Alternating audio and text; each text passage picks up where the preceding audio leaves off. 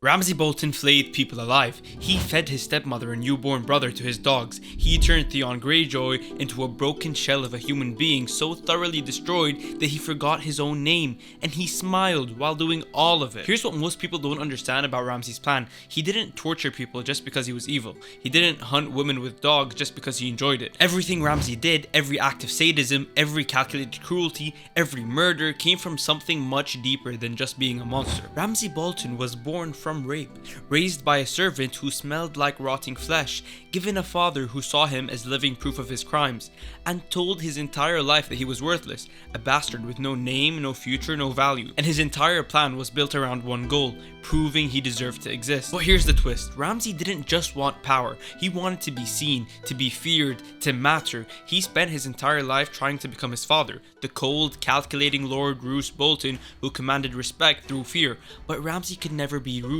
because where his father was a well-fed predator, patient and methodical, Ramsay was a starving wolf, impulsive, brutal, and always hungry for more. So what was Ramsay Bolton's actual plan? What drove this bastard to murder his own brother, torture his enemies into obedience, and ultimately get devoured by his own hounds? So first, let's talk about the foundation of everything. Ramsay Bolton was born from violence, and violence became his entire identity.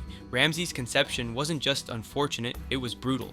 His father, Roose Bolton, was hunting along the Weeping Water when he spotted a young miller and his new bride. Roose was offended. The couple had married without his consent, denying him his right to the first night, an outlawed custom that gave lords the privilege to bed any common woman on her wedding night. So what did Roose do? He hanged the miller from a tree, and then he raped the bride beneath her husband's swaying corpse. 9 months later, Ramsay was born. When Ramsay's mother brought the baby to the Dreadfort, Roose nearly killed them both. But then he saw the child's eyes, pale, cold, colorless eyes. The same eyes Roose possessed, and because of the taboo of kinslaying, Roose let them live, but he didn't embrace them. He gave Ramsay's mother the mill, sent yearly payments of food and coin, and provided one servant to help raise the boy, a man named Reek. Reek was Roose's idea of a joke. This servant had some unknown condition that made him smell absolutely foul, no matter how much he bathed. Giving him to Ramsay was meant to be amusing, a cruel jest at the expense of a bastard child. But Ramsay and Reek became inseparable. Now here's the question, who corrupted who? Did Ramsay corrupt Reek? Or did Reek corrupt Ramsay? Roose himself wondered about this, but I think the truth is simpler. Ramsay was born into brutality, raised in isolation, and given a father who saw him as a shameful mistake. Reek didn't create the monster, he just gave the monster its first loyal companion, and that companionship taught Ramsay something crucial. People are tools, people are dogs, and if you break them correctly, they'll do anything for you. This is the wound that never healed. Ramsay wasn't just a bastard, he was a mistake, living proof of his father's crime. Unwanted, unclaimed, worthless in the eyes of everyone who mattered. Snow was his name, not Bolton. Snow, the bastard surname of the North, a constant reminder that he didn't belong, and that shame, that worthlessness became the fuel for everything Ramsay would do. Because if you're told your entire life that you don't matter, you have two choices: accept it and disappear, or make yourself impossible to ignore. Ramsay chose the latter, and he would make damn sure everyone knew his name. Let's talk about the most important relationship in Ramsay's life. His father, Roose Bolton. Because everything Ramsay does is an attempt to become his father, while simultaneously being incapable of ever truly being like him. Roose Bolton is a psychopath in the truest sense. He's cold, calculated, patient, and strategic. He doesn't act on impulse. He plans everything meticulously. He breaks the laws of gods and men, like orchestrating the Red Wedding, but he does it in a way that ensures minimal backlash and maximum benefit. Roose rules through quiet fear. He doesn't need to shout or boast. When he speaks, people obey. Not because they love him, but because they know what he's capable of, and they know he's smart enough to get away with it. Ramsay wants to be exactly like that. He wants the respect, the fear, the power. He wants to hear people whisper his name with dread. But there's a fundamental problem. Ramsay inherited his father's cruelty without inheriting his patience. Think about it. Roose is a well-fed predator. He hunts methodically, waits for the perfect moment, strikes when his prey is vulnerable, and covers his tracks. He's not driven by hunger or desperation, he's driven by cold ambition.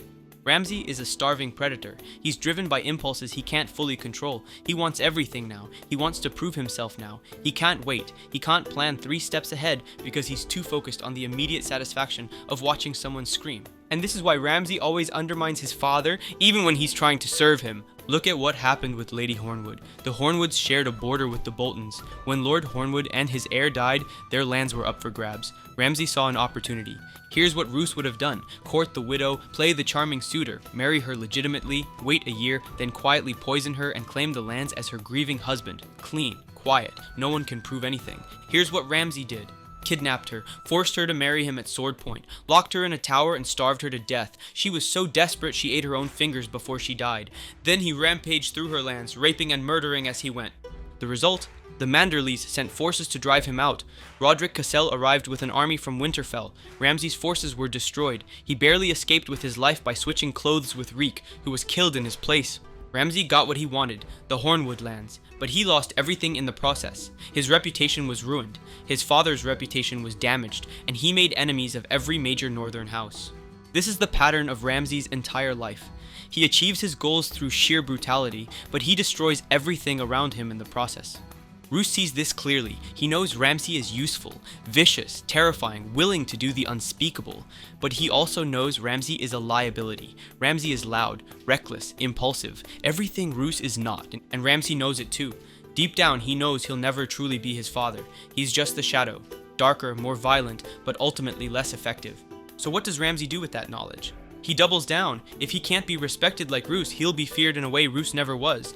If he can't be subtle, he'll be unforgettable. He'll make people remember the name Bolton, even if it destroys everything his father built. Killing his brother, the first real move. Now we come to the moment Ramsay truly entered his father's world, the murder of his true-born brother, Domeric Bolton. Domeric was everything Ramsay wasn't: true-born, legitimate, heir to the Dreadfort and all of House Bolton's power, educated, trained, groomed for lordship. And here's the cruel irony. Domeric reached out to Ramsay. He wanted to know his bastard half-brother. Maybe he was lonely, maybe he was curious, maybe he genuinely wanted a sibling connection. It didn't matter. Ramsay killed him. He used poison, slow, deliberate, untraceable, and just like that, Roose Bolton's only true-born heir was dead. And this is the moment Ramsay stops being a bastard playing at power and becomes a legitimate threat, because now Roose has no choice. He has no other sons, no other heirs. He has to acknowledge Ramsay, and Ramsay finally gets what he's always wanted: a place at his father's table. But here's the thing about this murder. It reveals something crucial about Ramsay's plan. He doesn't just want recognition. He wants to be the only option. He can't stand the idea of being second, of being overlooked, of being compared to someone more legitimate than him, so he removes the competition permanently. This is kinslaying, one of the greatest taboos in Westeros. It marks Ramsay as cursed in the eyes of gods and men, but Ramsay doesn't care about gods. He cares about power, and he just secured his path to it. Of course, this also earns him enemies. Lady Barbary Dustin was fond of Domeric. She never forgets what Ramsay did, and that enmity will come back to haunt him later. But in the moment, Ramsay wins. He's brought to the Dreadfort. He learns to read and write. He's given responsibilities. He's no longer Ramsay Snow, the bastard rape child. He's Ramsay, son of Roose Bolton. Not quite legitimate, but close enough. And once he gets a taste of power, Ramsay wants more. The plan begins: control through fear. So what is Ramsay's actual plan? On the surface, it seems simple. Take power, hold power, destroy anyone who threatens that power. But deeper than that, Ramsay's plan is about control, specifically controlling people the same way you'd control a dog. Ramsay is an expert at training dogs, vicious, loyal, obedient hounds that will tear apart anyone he commands them to. And here's the key insight into Ramsay's mind. He sees people the same way he sees dogs. People aren't individuals with thoughts, feelings, autonomy. They're animals to be trained, broken, conditioned to obey through fear and pain until they lose themselves completely. This is how Ramsay operates. He doesn't negotiate. He doesn't compromise. He doesn't build alliances based on mutual benefit. He breaks people down until they're so terrified, so traumatized, so thoroughly destroyed that they become extensions of his will. And his greatest masterpiece in this regard is Theon Greyjoy. When Theon takes Winterfell, Ramsay sees an opportunity. He's imprisoned at Winterfell after his escape from the Manderleys, still posing as Reek. Theon releases him. Ramsay becomes one of Theon's most trusted advisors. And then he betrays him. Ramsay writes to his father, pretending to ask for reinforcements for Theon. Roose sends forces. When they arrive, Ramsay leads them in a massacre of Roderick Castle's men. Then he turns on Theon. He presents the corpses of Winterfell's defenders to Theon as proof of his loyalty. Theon opens the gates, and Ramsay sacks Winterfell, murdering the Ironborn and capturing Theon. But he doesn't just kill Theon, that would be too quick. too merciful, too boring. Instead, Ramsay takes Theon to the Dreadfort and begins the most horrific torture we see in the entire series. He flays Theon's fingers and toes, peeling the skin off slowly, leaving him in agony for days before removing the joints entirely. He breaks Theon's teeth because he hated his smile. He castrates him, removing Theon's manhood, his identity as a man, his sense of self. He beats him, whips him, starves him, leaves him in darkness with the rats, and through it all he plays mind games. He offers false hope, pretending to help Theon escape, only to recapture him and torture him worse for trying. He makes Theon beg, makes him forget his own name, makes him believe he is Reek, a worthless creature who deserves every ounce of suffering. This isn't just torture, this is systematic psychological destruction, and it works. Theon becomes Reek. He's so broken that he wouldn't even attempt to escape when given the chance. He's so loyal to Ramsay that he won't even nick him while shaving his throat, despite having a razor to Ramsay's neck and every reason in the world to kill him. This is Ramsay's plan in action. He doesn't want servants who fear him. He wants servants who are so broken they can't even conceive of disobedience. He wants people to become dogs, and for a while it works beautifully. The legitimization, Ramsay Bolton. Everything changes when King Tommen Baratheon legitimizes Ramsay Snow as Ramsay Bolton. This is what Ramsay has wanted his entire life. Not to be a bastard, not to be Snow, to be Bolton, to have a name, to matter. Roose orchestrated this as a reward for the Boltons' service in the Red Wedding. With Robb Stark dead and the North in chaos, the Boltons are named Wardens of the North, and Ramsay is legitimized to secure the Bolton line. But there's a problem. Roose's new wife, Walda Frey, is pregnant. If she gives birth to a true-born son, that son becomes the heir, not Ramsay. Suddenly, Ramsay isn't secure anymore. He's legitimate, yes, but he's still second, still replaceable, still at risk of being pushed aside for someone better. And Ramsay can't allow that. But before we get to that, let's talk about the marriage that would give Ramsay his claim to the North, his wedding to Arya Stark. In the books, it's actually Jane Poole, Sansa's friend, daughter of Winterfell's steward, disguised as Arya. In the show, it's Sansa herself. Either way, the plan is the same. Marry Ramsay to a Stark girl to give House Bolton legitimacy in Northern eyes. The North remembers the Starks, the North loves the Starks. Marrying a Stark gives Ramsay a claim to Winterfell and the loyalty of the Northern houses. But here's where Ramsay's plan falls apart again, because he can't help himself. He beats his bride. He rapes her nightly. He forces Theon to watch, and in the books, even participate in preparing her.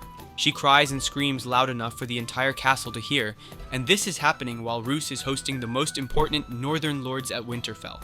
Lords who already distrust the Boltons. Lords who love the Starks. Lords who remember what Ramsay did to Lady Hornwood. Lady Dustin even warns him. The bride weeps. The northern men hear Ned Stark's precious little girl sobbing.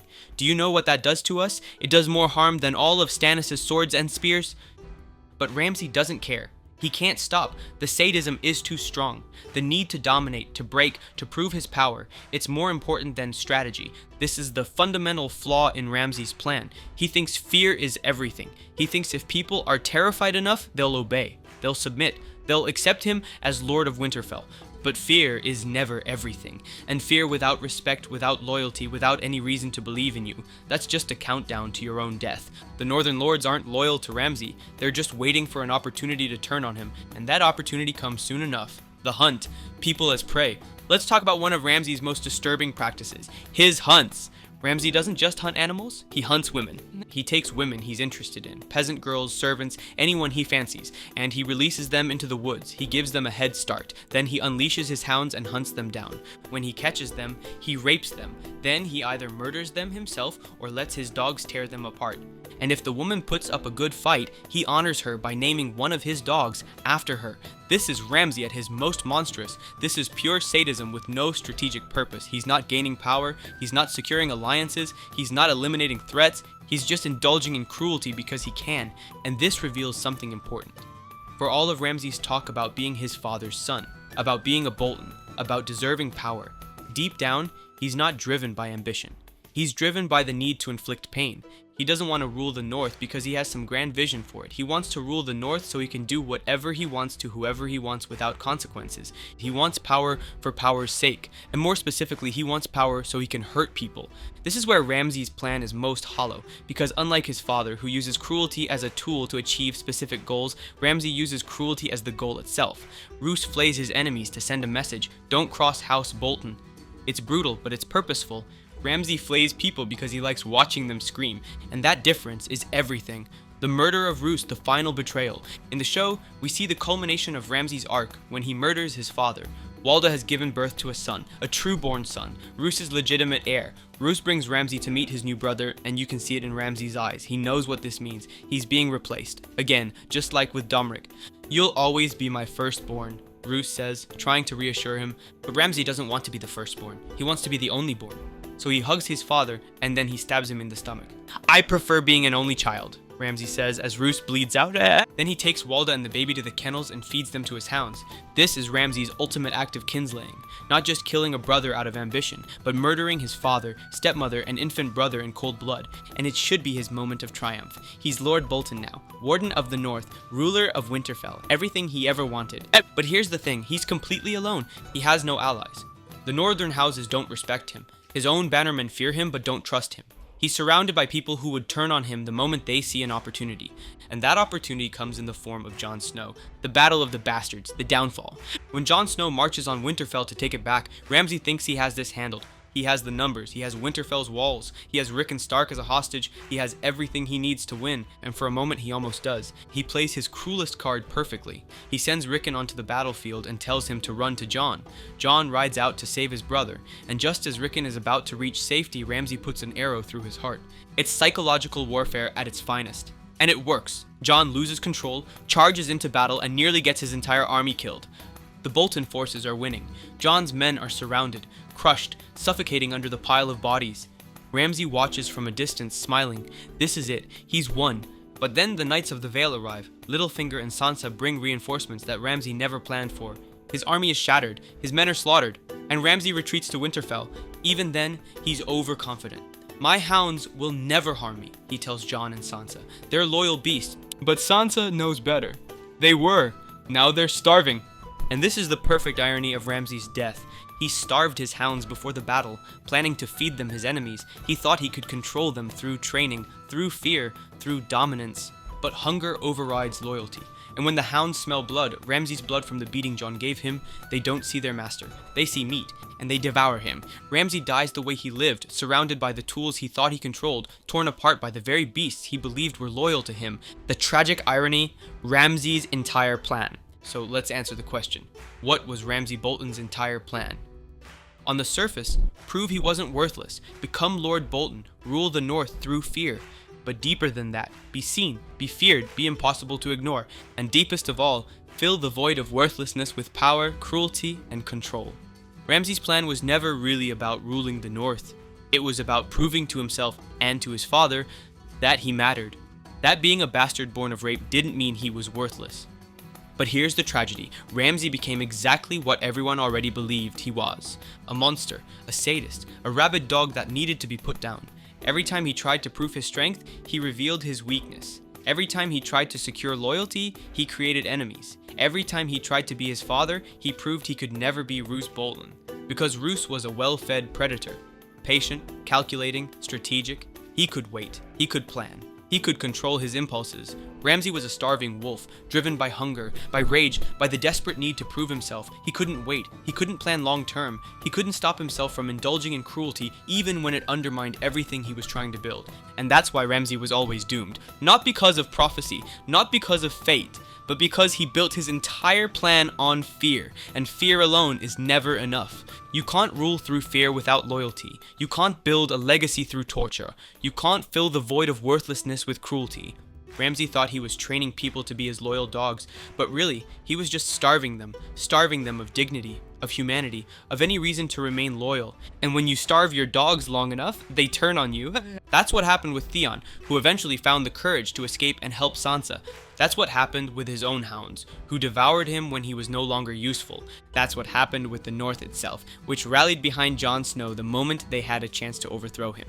Ramsay's entire plan was built on a foundation of violence, and violence, without anything else supporting it, always collapses. The most tragic thing about Ramsay isn't that he was evil, it's that he could have been something else. If someone had shown him genuine care when he was young, maybe he wouldn't have become a monster. If Roose had actually raised him instead of giving him to Reek, maybe he would have learned strategy instead of just sadism. If he'd been born legitimate instead of a bastard, maybe he wouldn't have spent his entire life trying to prove he deserved to exist. But none of that happened, and Ramsay became exactly what his circumstances created, a broken, brutal, starving predator who devoured everything around him until there was nothing left but his own destruction. Ramsay Bolton didn't have a plan. He had an obsession with proving he wasn't worthless by making everyone else feel worthless. An obsession with being feared because he could never be loved. An obsession with control because he never had any over his own life, and in the end, he lost control of everything, including the very beasts he thought he'd mastered. Okay, the conclusion. So let's answer the question one final time. What was Ramsay Bolton's entire plan? His plan was to be Roose Bolton, to be feared, to be powerful, to matter. But the truth is simpler and sadder. His plan was to never feel worthless again. Everything he did, every murder, every torture, every brutal act of sadism was about burying that deep feeling of shame, about proving to himself that being born a bastard, being born from rape, being born unwanted, none of that meant he was worthless. He merged his identity with his father to feel legitimate. He murdered his brother to remove the competition. He tortured Theon to prove he could break anyone. He hunted women to feel powerful. He married a Stark to claim Winterfell. He killed his father to become the only heir. And in the end, he destroyed everything. His family died, his armies were defeated, his reputation became synonymous with cruelty and madness, and he was eaten alive by the very hounds he thought loved him. Ramsay Bolton wasn't defeated by Jon Snow or Sansa Stark or the Knights of the Vale. He was defeated by himself. That's his entire plan explained. A tragic cycle of violence, driven by worthlessness he could never escape, seeking power to fill a void that power could never fill. He's not just a villain, he's a warning. A warning about what happens when you try to prove your worth through cruelty, when you mistake fear for respect, when you think breaking others will make you whole. Ramsay Bolton wanted to be remembered, and he will be, but not the way he hoped. He'll be remembered as the bastard who was devoured by his own hounds, the sadist who died alone, the monster who proved that no amount of violence can ever make you matter. That's Ramsay Bolton's entire plan explained. What do you think? Was Ramsay always doomed, or could he have changed?